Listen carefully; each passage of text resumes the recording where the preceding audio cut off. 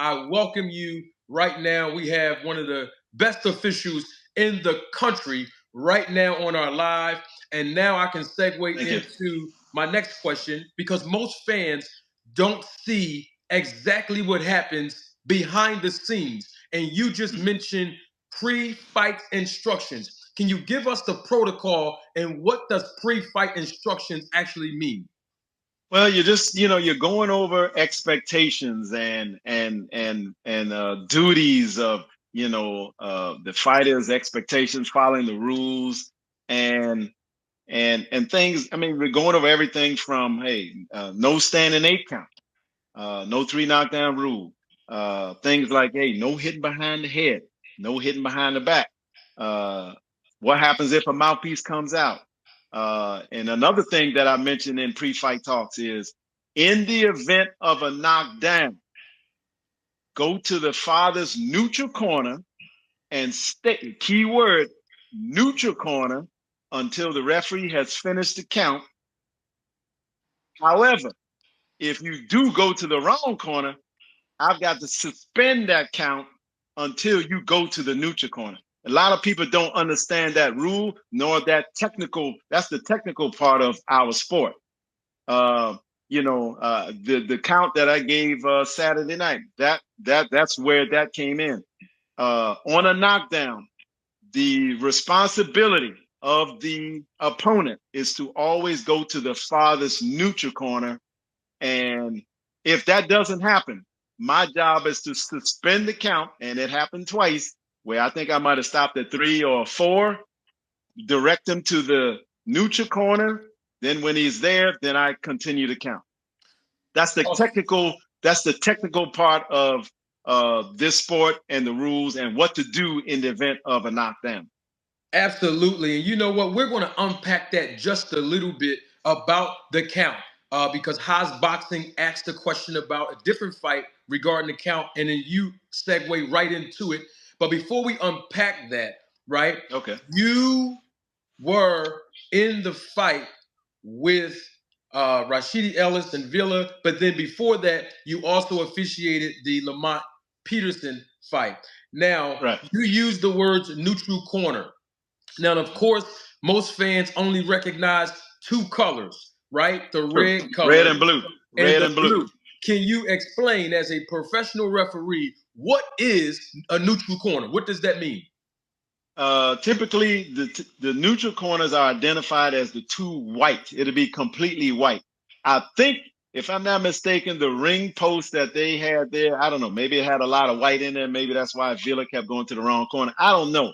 But your responsibility is to go to an all white neutral corner, and you go there for different reasons. If a shoelace came untied or a mouthpiece came untied, one person goes to the neutral corner, and then the other person goes to their corner to have things addressed. But on a knockdown, any bout worldwide, the opponent's responsibility is to go to the furthest neutral corner and stay there until the count is finished. And if that doesn't happen, then the count gets suspended until they do so. Awesome. Very well stated. So, um, leading up to the Rashidi Ellis fight, once again, you officiated Lamont Peterson's fight. Yes. And this was Lamont Yes. Peterson's first time being in the ring, I believe, within 4 years. And Right. he fought a guy who was 2 years older than him, which was age 40. And Right. the guy had 16 wins and 16 losses. As a referee, when you understand the dynamics of both fighters' styles, a little bit of their background, a little bit of their boxing record, does that affect how you referee based on their records and wins and loss columns and knockdowns and knockouts? I mean, I try not to go into a fight with any preconceived ideas or preconceived notions, because you see it happens all the time. You see upsets all the time. I mean, when I was a kid, I remember watching the fight on TV. Big John Tate against Mike Weaver. John Tate was winning for, I think back then was 15 rounds. I think in either the 14th or the 15th round. I'm a little shaky on that exact round. But he was winning the fight for 15 rounds, I think. And then in the last round, he takes a shot and gets knocked out. Wow. So that kind of taught me that it's not over till it's over. So I try not to go in there with preconceived thoughts and ideas. Uh, Deontay Wilder, if I'm not mistaken, his first National Golden Glove tournament, I was there. I was one of the officials. I think he had maybe 8 or 9 fights. At the So now Nationals. you at a national. So Wow. that and some of your opponents had 40, 50, maybe 70. On paper, it looks like you're going to get crushed. Deontay Wilder won his National Golden Glove debut. So because of that, no, I try not to have preconceived. Whoever shows up that night, hey, upsets happen. Oh yeah. And speaking of the Lamont Peterson fight that you officiated before the televised portion of the Mm-hmm. card, because that was a 6 round fight, correct? Mm-hmm. Yes, it was. Fight. And I believe he was TKO'd in the 4th round. I believe you called it a stoppage.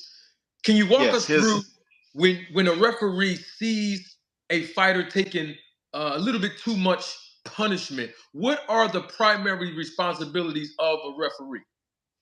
well, typically it should be safety. When I'm in the ring, the crowd I'm not concerned about.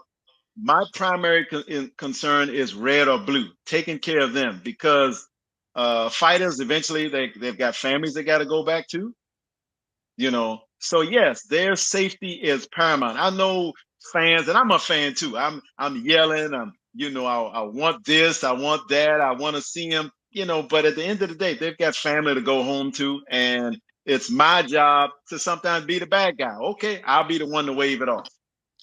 Okay, so now because you waved off that Lamont Peterson fight, and he is from the DC area, and Okay, him and his doesn't brother. matter. Well, I was about to ask you Doesn't that. Does that affect how you decide whether you will stop the fight, let it continue for a when little bit farther because you know the person? How does that work? when when the bell rings, it doesn't matter. It doesn't matter. Your pedigree, your reputation, who your coach is, where you're from, it doesn't matter. I've got to deal with that particular bout. I got to deal with things as they pertain to that bout specifically. And that's it. Now, a lot of times, Brent, the fans, they'll see the referee in a specific position, moving around as smoothly as you do in the ring. But as soon as a fighter gets hit a few times, maybe where they're hurt, a lot of times the fans see the referee kind of closing in on the distance. What does that actually mean when the referee closes in and get closer to the action? What does that indicate You as a referee? usually during a fight, if the fight is coming along and it's pretty much even, boxers are keeping it clean, they throwing punches, they have their boxing skills on exhibit for all of us to sit back and enjoy. About like that, I create some distance. I'm like, you know what? I want the public to see this. I'm enjoying the view because I got the best seat in the house. But however, once you see somebody take a crack and you see them stumble a little bit, or now they're on shaky legs, or they're concussed. This is a serious thing, being concussed. So I've got to get in very closely. I mean, I've been concussed before. I've sparred, and I know what it feels like. So when I'm getting close, uh, it's from a real life experience, and and a lot of folks, maybe have never experienced that, but it's debilitating. I've even had vertigo, where I look up and the room is spinning. Mm. So now you got a fighter experiencing something very similar. If the room is spinning on you, when I had vertigo, I don't want anybody punching me in the face. The room is spinning. So with a fighter, I have an idea what's going on. It's my job, and I'm almost like an unofficial doctor. I gotta move close to get a good idea. Look at your eyes. I'm looking at your hands. Are you defending? Are you holding? That's letting me know that you're thinking. I'm looking at something. Are you moving away? Just to let me know that you're still there. Some fighters get up against the ropes and you'll hear referees say, show me something. What does that Because I mean? can't. Show me something. Well, if the fight is getting so lopsided and you're not throwing back and you don't show something, then that's when you see referees jump in and wave the bout off. I can't stop. I cannot stop because we don't have a standing 8 count. I cannot stop and ask you, hey, buddy, are you feeling okay? I can't do that. So you either got to go down, take a knee, or I got to wave it off. Right. Or, like you said, you become the unofficial doctor. I don't have a degree in medicine. I'm a retired auto mechanic, shop foreman. I did 30 years with the city of Alexander and loving retirement life. For anybody out there who's thinking about retiring or getting close to retiring, I love retirement life. Yes, sir. I'm moving into my 5th year. So, but I'm not a medical doctor. I didn't go to school for that. I went to school for auto mechanics. Yeah. But I've got to make an assessment. I've got to make an assessment. Even when I'm giving you your 8 count, I'm giving you an assessment. I'm looking at your eyes. I'm looking at your feet. I'm looking at, what's your response? Do you want to continue? Awesome. Now, in that sense, now before I ask you this next question, I see a lot of people commenting and asking questions in the chat.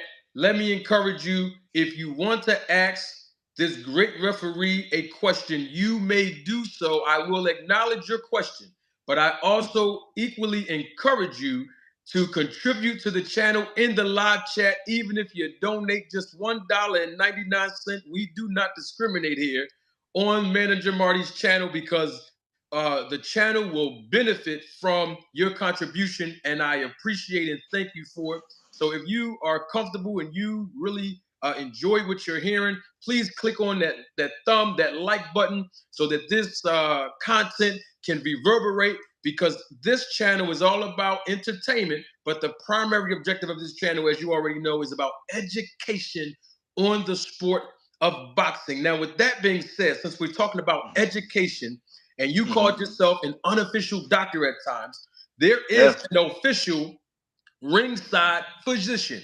As a professional referee, what are some things that you see or need to see in order to go above your own pay grade as the unofficial doctor and actually escort the fighter to the actual ringside physician? I mean, the doctors are very, very important. I'm gonna tell you who else is very important that people sleep on: the inspectors. There are times when the tape is coming loose on a glove, and a good inspector will say, "Hey, cornerman, retake that," because that can affect the time. Matter of fact, I think I had to deal with a tape glove in that particular bout as well. So inspectors are very important. They notice water in the corner and all that. But the doctors are very, very important. I mean, there are times when if somebody takes a hard punch at the end of the round, and I might stop and I might watch how they're walking to the corner. I'll look at the doctor and say, "Doc." So now, that's almost like an unofficial 8 count. Yeah. Yeah, that's like an unofficial. I'll ask the doctor, "Hey, take a look." And now I'm also building a case before this thing gets stopped. Okay. We saw you walk. We saw you stumble. I asked the doctor to take a look at you because there may be something that they hear, or yeah, there might be something that the doctor sees. Well, the doctor may tell me, "Hey, you keep an eye," because we concerned. So now we got them on a short leash. But doctors are very, very important, and I've used them throughout my career. If there's something that I'm unsure about, I'll say, "Hey, doc, take a look." Doctor might call me over. We have a little discussion. We will. I remember one fight. We looked like every round we would have a conversation. They would come up in the ring and we would talk, and then finally the bout had to be waved off. But there was no surprise to anybody because there was concern on the referee's part, and there was concern on the doctor's part. So it's about building a case. Got you. Got you. It's about building the case. Building a case. Basically to reduce the controversy, so to speak. Yeah. Yes. I mean, yeah, you're building a case. I'm concerned about. I mean, it's a hurt sport. I love the sweet science, but it's a hurt sport, Oh, yeah. and we all enjoy ourselves until somebody's laying in a ring and a stretcher's called out. Now the whole arena is quiet. Yeah, That's Marty. That's the sobering side of what I do. absolutely. That's why I don't take it as a joke. No time. Yes, sir.